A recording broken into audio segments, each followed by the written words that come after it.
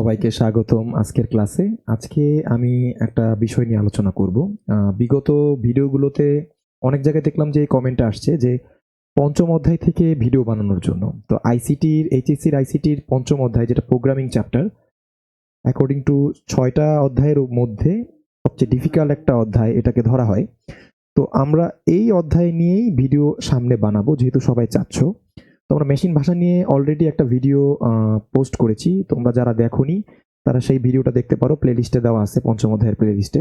তো আজকে আমি আলোচনা করব অনুবাদক প্রোগ্রাম নিয়ে, যেই প্রোগ্রাম থেকে একটা ছোট প্রশ্ন চলেই আসে পরীক্ষাতে, ঠিক আছে? তো ওই অনুবাদক প্রোগ্রামের যে 3টা পার্ট আছে, ইন্টারপ্রেটার, কম্পাইলার আর অ্যাসেম্বলার। তো আজকে আমরা আলোচনা করব কম্পাইলার আর ইন্টারপ্রেটার নিয়ে, ঠিক আছে? অ্যাসেম্বলার না, সরি। আজকে আমরা আলোচনা করব কম্পাইলার আর ইন্টারপ্রেটার নিয়ে। তো চলো আলোচনাটা শুরু করি। তার আগে আমি অনুবাদক ভাষাটা কি সেটা একটু বোঝানোর চেষ্টা করি তোমাদের। আচ্ছা, তো অনুবাদক প্রোগ্রাম এখানে আসলে কিভাবে কাজ করতেছে। একটা প্রোগ্রাম তৈরি করতে গেলে মেশিনের এক ধরনের মনের ভাষা আছে, আবার যারা ইউজার তাদের একটা মনের ভাষা আছে। কারণ সবার মনের ভাষা যদি না মিলে তাহলে তো কাজ করতে পারবে না, ঠিক না? যেমন আমাদের মনের ভাষা কি বাংলা, কারো মনের ভাষা হচ্ছে ইংলিশ। যেমন আমরা বাংলা ভাষায় কোনো কিছু যদি বিবরণ দেওয়া হয় বা বর্ণনা করা হয়, সেটা সবচেয়ে ভালো বুঝি। যদি ইংলিশ কোনো একটা মুভি দেখি, সেটা আমরা ইংলিশে যতই ভালো হই না কেন, মানে আমরা 100% কিন্তু ক্লিয়ারলি বুঝতে পারি না অনেক কিছু। কিন্তু বাংলা একটা মুভি দেখো বা বাংলা একটা নাটক দেখো, সেটা কিন্তু আমরা অনেক ভালো বুঝতে পারি। কারণ কি? এটা আমাদের মনের ভাষা। তো ভাষা হচ্ছে এরকম একটা জিনিস। তো সি প্রোগ্রামিংও হচ্ছে এক ধরনের ভাষা। তো মেশিনের মনের ভাষা হচ্ছে বাইনারি। মেশিন 0 আর 1 ছাড়া কিছু বুঝতে পারে না। তো এই 0-1 যদি আমরা কনভার্ট না করতে পারি তাহলে কিন্তু মেশিন কাজ করতে পারবে না। আবার আমরা হচ্ছে ইংলিশ কমান্ড দিয়ে হচ্ছে মেশিনকে চালাই, এটা আমাদের কাছে বেশি সহজ লাগে। তার জন্য আমরা কিন্তু প্রতিনিয়তই 1945 সালের পর থেকে আস্তে আস্তে উন্নত হতে হতে আমরা এখন 5G পর্যন্ত চলে আসছি। মানে উচ্চ স্তরে ভাষাতে চলে আসতেছি, ন্যাচারাল ল্যাঙ্গুয়েজে চলে আসতেছি। এটার হওয়ার কারণটা হচ্ছে আমাদের সুবিধার জন্য। মানে আমরা খুব অল্পতেই ওই সেম কাজটা খুব অল্প কমান্ডেই করতে পারি। তার জন্য হচ্ছে আমরা ডে বাই ডে উন্নত হচ্ছি, মানে ভাষার দিক থেকে। তো উচ্চস্তরের ভাষাটাকে যদি আমরা মেশিন ভাষায় রূপান্তর করতে পারি তবেই মেশিন কাজ করবে, আর এই কাজটাই করে দিচ্ছে অনুবাদক প্রোগ্রাম। দেখো, আমি অনুবাদক প্রোগ্রামের সংজ্ঞাটা বলি। যে প্রোগ্রামের মাধ্যমে উচ্চ প্রোগ্রামকে বস্তু প্রোগ্রামে রূপান্তর করা হয় তাকে অনুবাদক প্রোগ্রাম বলে। এখন উচ্চ প্রোগ্রামটা হচ্ছে উচ্চ স্তরের ভাষা, যেটাকে আমরা ইংলিশ ওয়ার্ড বলতে পারি। আর বস্তু প্রোগ্রামটা হচ্ছে মেশিন ল্যাঙ্গুয়েজ, যেটা বাইনারি ল্যাঙ্গুয়েজ, 0 এবং 1। তার মানে আমাদের উচ্চ স্তরের ভাষাটাকে নিম্ন স্তরের ভাষায় রূপান্তর করা, এটাকে উচ্চ প্রোগ্রাম, আর নিম্ন স্তরের ভাষাটাকে বস্তু প্রোগ্রামের নাম দেওয়া হয়েছে। তার মানে আমি সংজ্ঞাটা আবার বলছি, যে প্রোগ্রামের মাধ্যমে উচ্চ প্রোগ্রামকে বস্তু প্রোগ্রামে রূপান্তর করা হয় তাকে অনুবাদক প্রোগ্রাম বলে। আশা করি অনুবাদক প্রোগ্রাম বিষয়টা বুঝতে পেরেছো। বিষয়টা হচ্ছে এরকম যে তুমি মনে করো একজন চাইনিজ লোকের সাথে কথা বলতে চাও, কিন্তু তুমি হচ্ছে বাঙালি, বাংলা ভাষায় কথা বলো। এখন তুমি যদি বাংলা ভাষায় কথা বলো, চাইনিজ লোকটা কিন্তু বুঝতে পারবে না যে মানে তুমি কি বলতেছো। এখন মাঝখানে যদি একজন লোক থাকে যে হচ্ছে বাংলাও পারে, চাইনিজও পারে, তো সে কি করলো যে আমার বাংলা কথাটাকে সে চায়নায় মানে চাইনিজ ভাষাতে কনভার্ট করে, হ্যাঁ, কাঞ্জিতে কনভার্ট করে চাইনিজ লোককে বুঝাইলো যে আমি আসলে কি বলতে চাচ্ছি। সেম ভাবে চাইনিজ লোকটা আমার যখন প্রশ্নের রিপ্লাই দিল চাইনিজ ভাষায়, মানে কাঞ্জি ভাষায়, তখন ওই মাঝখানের লোকটা হচ্ছে এই কাঞ্জি ভাষাটাকে আবার বাংলা ভাষায় কনভার্ট করে আমাকে বুঝালো যে সে কি রিপ্লাই দিল। এই মাঝখানের যে ব্যক্তিটা আমাদের দুজনের মধ্যে একটা সম্পর্ক সৃষ্টি করতেছে, ভাষার আদান প্রদান করতেছে, এই মাঝখানের লোকটাই হচ্ছে অনুবাদক প্রোগ্রাম। আমি একটা উদাহরণ দিয়ে বোঝানোর চেষ্টা করলাম, আশা করি বুঝতে পেরেছো। আচ্ছা, অনুবাদক প্রোগ্রাম হচ্ছে 3 প্রকার, একটা হচ্ছে কম্পাইলার, একটা হচ্ছে ইন্টারপ্রেটার, একটা হচ্ছে অ্যাসেম্বলার। তো আমরা অ্যাসেম্বলারটা আজকে পড়াবো না, আজকে শুধু কম্পাইলার আর ইন্টারপ্রেটার পড়াবো। তো দেখো, কম্পাইলার সম্বন্ধে আমি কিছু বলি তোমাদের। উচ্চ স্তরের ভাষায় উচ্চ প্রোগ্রামকে বস্তু প্রোগ্রামে অনুবাদ করাকে কম্পাইলার বলে। মেন কাজটাই হচ্ছে উচ্চ প্রোগ্রাম থেকে কোনো ভাষাকে বস্তু প্রোগ্রামে রূপান্তর করা, এটাই হচ্ছে মেন কাজ, মানে মেশিন ভাষায় রূপান্তর করা। তো চলো, কম্পাইলারের সংজ্ঞা হচ্ছে আবার তোমরা মানে স্ক্রিনে দেখতে পাচ্ছ যে আমি ওয়ার্ডের মধ্যে এগুলো আবার লিখছি যাতে তোমাদের লিখতে সুবিধা হয়। তোমরা পজ করে নিতে পারো ভিডিওটা পজ করে তোমরা লেখাটা আবার তুলে নিতে পারো। তো উচ্চ স্তরের ভাষায় উচ্চ প্রোগ্রামকে যদি আমরা বস্তু প্রোগ্রামে অনুবাদ করি সেটাই হবে কম্পাইলার। তো সংজ্ঞাটা আমি লিখে দিয়েছি। এবার দেখো এখানে এটা কম্পাইলার কিভাবে কাজ করে একটা ছবির মাধ্যমে আমি বুঝিয়ে দিয়েছি। দেখো এখানে 3টা আমি ইংলিশ ওয়ার্ড দিয়েছি উচ্চ প্রোগ্রামে, মানে উচ্চ প্রোগ্রাম হচ্ছে উচ্চ স্তরের ভাষা, যেখানে দেখো রিড আছে, ফেসবুক আছে, লাইভ আছে। তো এই 3টা ইংলিশ ওয়ার্ডকে আমরা হচ্ছে বাইনারি ল্যাঙ্গুয়েজে রূপান্তর করতেছি। তো বাইনারি ল্যাঙ্গুয়েজে রূপান্তর করছে কম্পাইলার, যে হচ্ছে বস্তু প্রোগ্রামে রূপান্তর করতেছে। বস্তু প্রোগ্রামটা এখানে দেখছো, এখানে বাইনারি ল্যাঙ্গুয়েজ। তো রিড, ফেসবুক লাইভ, এই যে 3টা ওয়ার্ড আমি ইউজ করলাম ইংলিশে, সেই 3টা ওয়ার্ডের বাইনারি ল্যাঙ্গুয়েজে রূপান্তর হয়ে গেছে। এটা জাস্ট অ্যাজাম্পশন, মানে একটা সাপোজ করে আমি এটা বাইনারি ভ্যালু এখানে দিয়েছি। ইটস নট লাইক দ্যাট যে এই ওয়ার্ডটার বাইনারি ভ্যালু এটাই হবে, মানে এটা আমি বোঝানোর জন্য এই বাইনারি ভ্যালুগুলো দিছি। তো মাঝখানে যে কম্পাইলার সেই কম্পাইলার এই অনুবাদকটা হচ্ছে এই যে 3টা ইংলিশ ওয়ার্ড আছে, এই 3টা ইংলিশ ওয়ার্ডকে বাইনারিতে কনভার্ট করেছে। তো কম্পাইলার হচ্ছে এভাবে কাজ করতেছে। আর তোমরা এই ছবিটার মাধ্যমে বুঝতে পারতেছো যে উচ্চ প্রোগ্রাম যে আমি উচ্চ স্তরের ভাষা বলেছি, সেগুলো আসলে কোন ভাষাগুলোকে আসলে উচ্চ স্তরের ভাষা বলা হয়। আর বস্তু প্রোগ্রাম বলতে যে যান্ত্রিক ভাষা, বাইনারি ল্যাঙ্গুয়েজ, সেটা হচ্ছে এইটা। ওকে, গেল কম্পাইলারের কনসেপ্টটা আমি ক্লিয়ার করে ফেললাম। আচ্ছা, এখন আমরা আলোচনা করব কম্পাইলারের ব্যবহার, সুবিধা এবং অসুবিধা। একটু আগে আমরা আলোচনা করলাম কম্পাইলার কি এবং কিভাবে কাজ করে। তো দেখো, কম্পাইলার আসলে মেইনলি কোথায় কোথায় ব্যবহার করা হয়। প্রথম ব্যবহার হচ্ছে উচ্চ প্রোগ্রামকে বস্তু প্রোগ্রামে রূপান্তর করে বা অনুবাদ করে, এটা তো মেইন কাজ।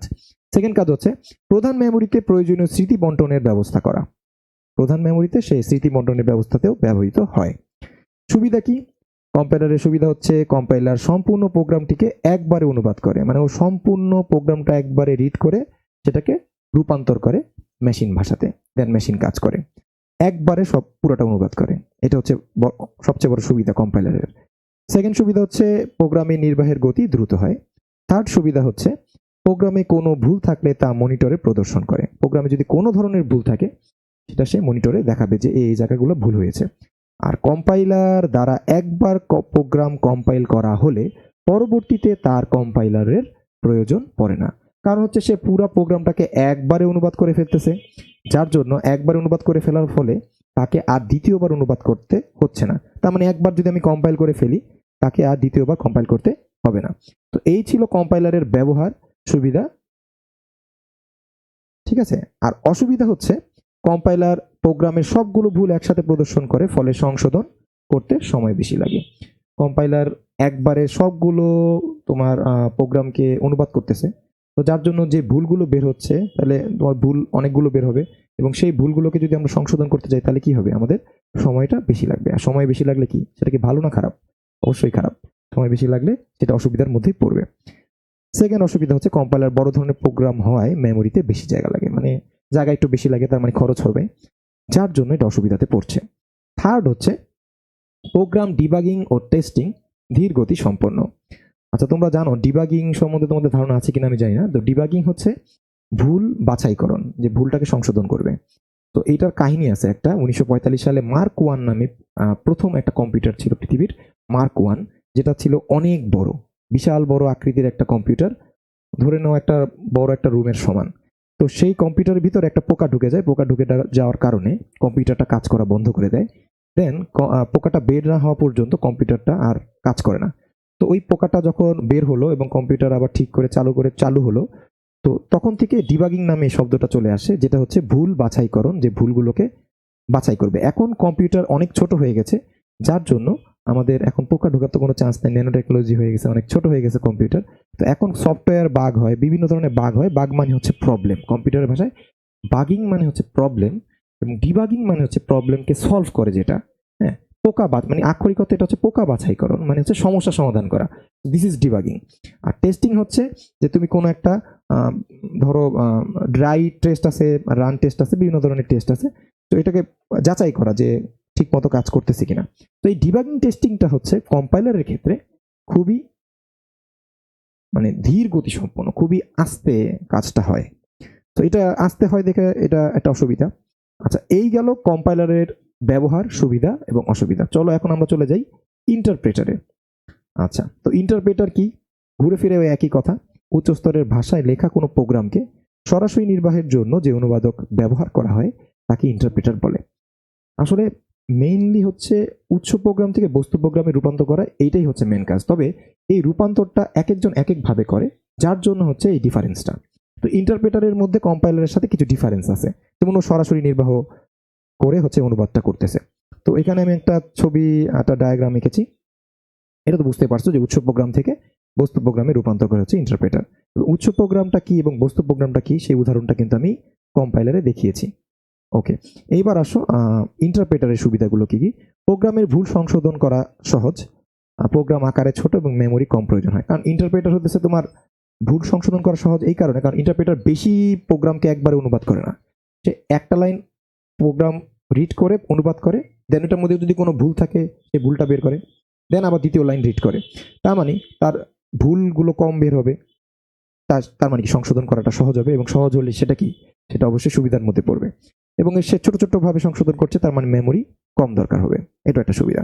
অসুবিধা হচ্ছে যে কার্যকরী প্রোগ্রাম কার্যকরী করতে কম্পাইলারের তুলনায় বেশি সময় লাগে। হ্যাঁ, এটা তো স্বাভাবিক, কারণ কম্পাইলার হচ্ছে সম্পূর্ণ প্রোগ্রামটাকে একবারে রিড করে তো অনুবাদ করতেছে, আর ও হচ্ছে লাইন টু লাইন রিড করতেছে। তো লাইন টু লাইন রিড করলে যেটা হয় যে ভুল পেলে হচ্ছে ও থেমে যাচ্ছে, যেখানে ভুল পাচ্ছে সেখানে ও থেমে যাচ্ছে, দেন ভুলটাকে সংশোধন করে দেন আবার সামনে আগাচ্ছে। তার মানে কি সময়টা নষ্ট হচ্ছে। তো এই জন্য কার্যকরী হতে বেশি সময় লাগে। এটা সময় বেশি লাগা মানে কি, এটা অসুবিধা।